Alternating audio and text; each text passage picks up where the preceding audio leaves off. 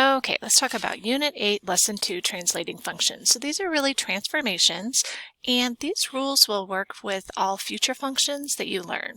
So the parent function really describes the original function before it's been moved up, down, left, right, and reflected. So for this, we're going to look at y equals, it's going to be in the form b to the x. That's going to be the original parent function. So remember, our shape is going to be either the growth, if b is greater than 1, or we can actually get the decay by doing a reflection about the y-axis. Okay, so transformation rules. I'm going to write it as y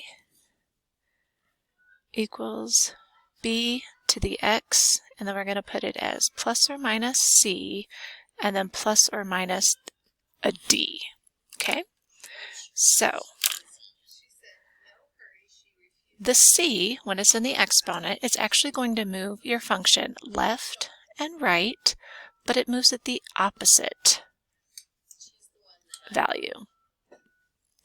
And d will be a number written after the exponent, and that is going to move your function up and down, and it moves at the same amount.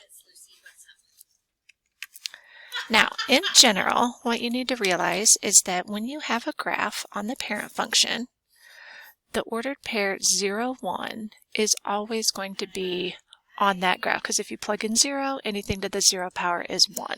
So I kind of call this my key point or my anchor. And then our asymptote on the original function is always going to be on the x-axis, which is our boundary, and that equation is y equals 0. So these two are really the key points to the transformations. We're going to do this without a table of values, so it's going to be really quick. Okay, so let's look at our first example. So what I notice is this is going to be our parent function, 3 to the x. And this is in after the exponent, so this is in the d spot. So since it's plus 2, we're going to move the same amount, so I'm going to transform this up 2 squares, which are units. So, kind of in your head, you want to remember the information up here. So the point 0, 1 is on your graph of 3 to the x, and my asymptote, if I would have the ordered pair 1, that would be 1, 3. So 1 and then up 3. Okay, so I'm going to take that same graph, and if we could kind of cut it and paste it, we want to move all of these dots up 2 units. So the first thing I do is I do my asymptote. So instead of being at 0, we're going to move our asymptote up 2, and I draw that in. Okay, and then that key point that was at 0, 1, same thing, you're going to move that dot up 2, 1, 2. We had the ordered pair 1, 3, and so we move that up 2 units, so it should be at 1, 5. And then we can sketch our curve. So really, with the asymptote and the key points, we don't need to make a table of values. This is pretty accurate, and that's the idea. So that would be my description, and then this would be my graph. Okay, so let's look at our second example. If I want to look at the parent function, I'm going to ignore the numbers in the exponents and the numbers at the end. So our parent function is going to be y equals 2 to the x. So remember, in your head, I know I'm going to have an asymptote. I've got the point 0, 1, and then if I plug in 1, I get 1 up 2. So I want to take and move all of those points the way that this function moves. So let's look at the rules. So in my exponent, it's going to move left or right the opposite of what we see. So since this is negative 3, negatives usually go to the left, so we actually want to go to the right 3 units, because that's the opposite direction. The number at the end is in the D spot, and that moves up and down the same. So positive 1, positives go up.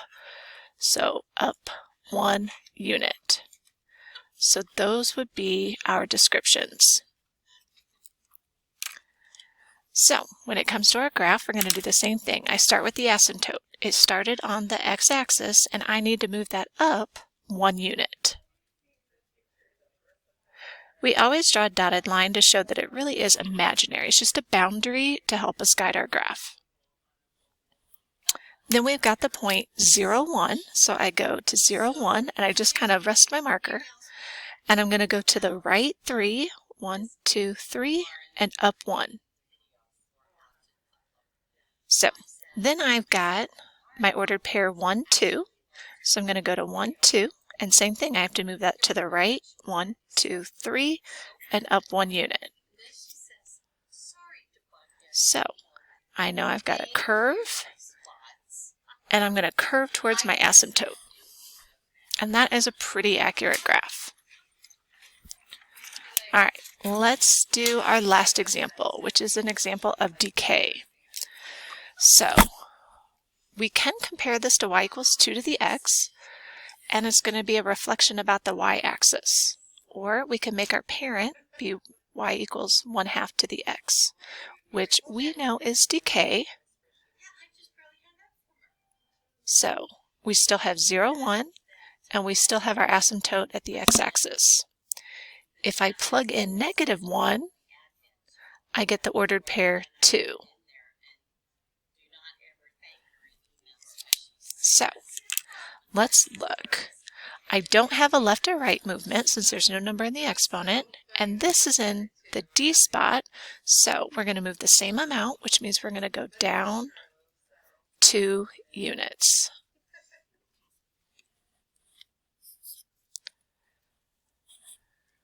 So our asymptote started on the x-axis, and I want to move it down 2 units. Our key point was at 0, 1.